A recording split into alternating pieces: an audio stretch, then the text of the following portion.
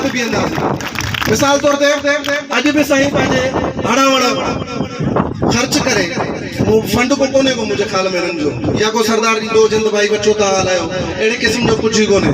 पंहिंजे हण वण जेको हाल हाज़िर आहे पंहिंजी उन बिरादरीअ जी जेके दुख सुख में ख़र्च करे अॼु बि जेको आहे तो हिते पहुतो आहे। ज़रूर 5-4 हज़ार को तेल में या कंहिं ॿी शइ में ख़र्च ज़रूर थिया हूंदा।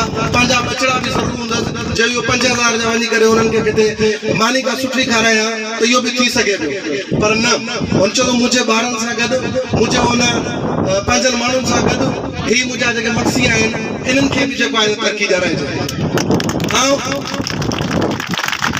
बेसिकली कॉम्प्रस ख्याल जो माण्हू आहियां।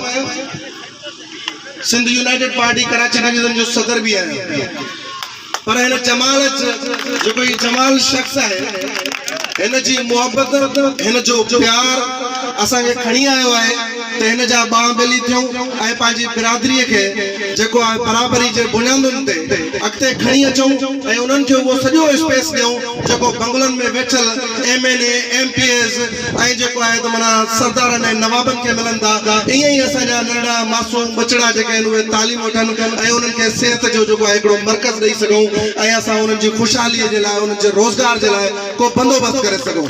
असां हिन सभिनी शयुनि ते साईं खे जेको आहे त मां सलाम पेश कयां थो। आख़िर में वाजाए वतन के आओ जे तुमयास गोर मुजी सुमरा कज पवारन पास डिज डडाणी दे जी मजा वरनन वास मोयाई जियाल जे वने मड़ मड़।